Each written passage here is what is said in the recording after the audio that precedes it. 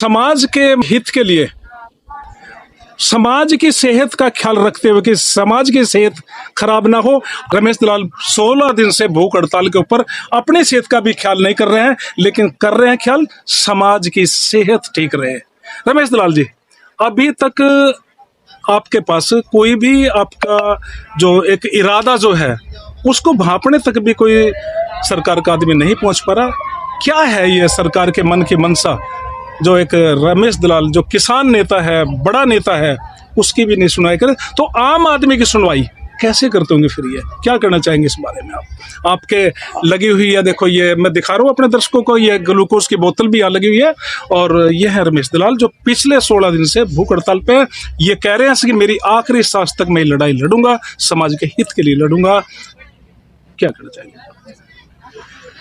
सबको नमस्कार। आम जनता की तो आज तक कभी किसी भी सरकार ने सुनवाई नहीं की है, लेकिन दो मुद्दे जो मैंने उठाए हैं वो कोई सामान्य मुद्दे नहीं है।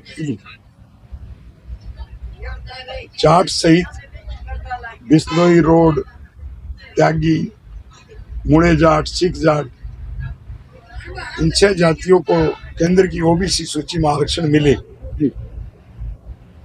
और समगोत्र विवाह को गैर कानूनी घोषित किया जाए, ये दो बहुत बड़े मुद्दे हैं। और जाट आरक्षण और 6 जातियों का आरक्षण तो 12 राज्यों का मुद्दा, 12 यानी पूरा उत्तरी भारत। तो इतनी बड़ी जो मांग है उस पर सरकार को जगाने में समय तो लगता है जी।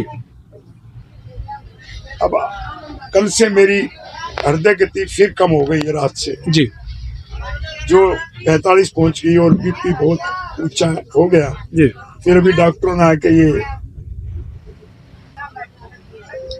नाड़ी लगाई है जी, ये बोतल चढ़ा रहे हैं। हाँ जी। अब रमेश दलाल कैसे कमजोर पड़ सकता है जहाँ 12 राज्यों की अस्मिता और सम्मान का सवाल हो, बेशक, जहाँ 6 जातियों की सुरक्षा की, सामाजिक सुरक्षा की बात हो। तो मुझे अपनी जान की परवाह नहीं है। रमेश दलाल को परवाह है कि जो भेदभाव जाट सहित 6 जातियों के साथ किया गया जी, और जो संविधान में इसकी इजाजत नहीं है भेदभाव की, जी जी, वो मांग पूरी नहीं हो तो रमेश दलाल कैसे अपना फैसला बदल सकता है। समगोत्र विवाह तो मैं पहले ही कह चुका हूँ, सनातन धर्म की नींव है जी, आधार है, रीढ़ की हड्डी है। जी, जो सनातन धर्म की बात करने वाला प्रधानमंत्री और मुख्यमंत्री हैं, हाँ जी, हाँ जी, वो मुस्लिम संस्कृति का कानून है कि अपनी बहन से, अपनी बहन के बच्चों से, अपनी बुआ की, मामा की लड़की से शादी करो। उनमें रक्षाबंधन होता नहीं। रक्षाबंधन का त्योहार तो हिंदुओं में है, तो रक्षाबंधन के त्योहार को खत्म करना, सनातन धर्म को खत्म करना, हाँ जी, हाँ जी। और ढिंढोरा ये पीटना कि वो तो सनातन धर्म के बहुत बड़े योद्धा है प्रधानमंत्री जी। तो हमारी मांग मंजूर नहीं भी हो रही तो कम से कम एक चेहरा बेनकाब तो हाँ जी, भाजपा के नेताओं का हुआ है कि वो सनातनी सिर्फ वोट के लिए है, वो सनातनी अपने कर्मों से नहीं है। जी,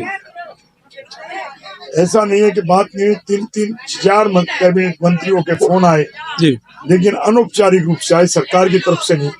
मेरी सेहत के लिए और एक सहानुभूति जताने की। लेकिन मुद्दों के ऊपर कोई ध्यान नहीं दिया गया। मुद्दे तो प्रधानमंत्री के हाथ में है। जी, कल वैसे तो बहुत अधिकारियों की बात होती रहती मेरी, हाँ जी, चाहे प्रधानमंत्री का कार्यालय हो, भारत सरकार हो या हाँ जी, हाँ जी, हरियाणा सरकार हो, हाँ जी, लेकिन कल पहली बार औपचारिक रूप से मुख्यमंत्री के, हरियाणा के मुख्यमंत्री के मुख्य प्रधान सचिव, हाँ जी, राजेश कुलर का फोन आया था। अच्छा जी, जो अधिकृत रूप से आया था मुख्यमंत्री और प्रधानमंत्री कार्यालय में बात करने के बाद। हाँ जी, हाँ जी, तो उसने बताया कि हम आपकी दोनों बातों पर विचार कर रहे हैं, लेकिन अभी समय नहीं बचा कि हम इनको स्वीकार कर लें। आचार संहिता लगने वाली है, चुनाव के बाद इन पर विचार किया जाएगा। अच्छा होता यही बात प्रधानमंत्री कहता है, मुख्यमंत्री कहता, हाँ तो कितना अच्छा रहता। कितना अच्छा रहता। एक अधिकारी से कहलवाना तो उस पर रमेश दलाल कैसे भरोसा करे। तो मैंने उनको यही कहा हाँ जी, हाँ जी। कि राजेश कुल्लर जी, हम्म,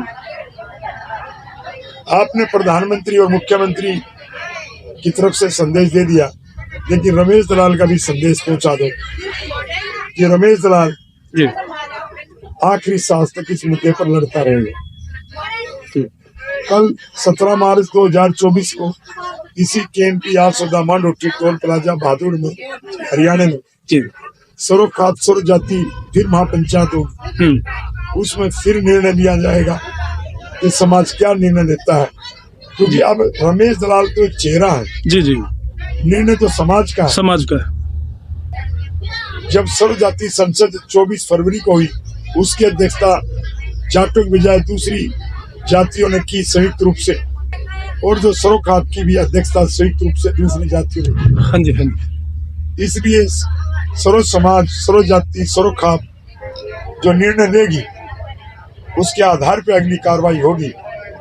किसी मुख्यमंत्री, प्रधानमंत्री के नुमाइंदे के कहने पर आमरण अनशन खत्म नहीं हुआ। देखो, उन्होंने कहा कि किसी के नुमाइंदे के ऊपर आके हम आमरण अनशन खत्म नहीं करेंगे। मैं एक बार फिर दिखाऊंगा कि ये देखो ग्लूकोज लगा है। राष्ट्रीय किसान नेता रमेश दलाल जी जो इस वक्त पिछले 16 दिन से भूख हड़ताल पर हैं, और मुद्दा ये अपने लिए नहीं बल्कि समाज हित के लिए है। जाट आरक्षण और जो गोत्र विवाह, ये तो बहुत ही गलत चीज़ है जो गोत्र विवाह करते हैं, और उसके लिए इन्होंने अपनी जान को भी मतलब कि कुर्बान करने के लिए इस वक्त पूरे मैदान के अंदर जोश खरोश के साथ। रमेश दलाल जी, अब धन्यवाद आपका, क्योंकि आप इतने जागरूकता जो लोगों के बीच में ला रहे हैं। और मैं भी प्रार्थना करूँगा सरकार से कि जल्द से जल्द आपकी बात को सुना जाना चाहिए था, लेकिन अभी भी कोई देर नहीं हुई।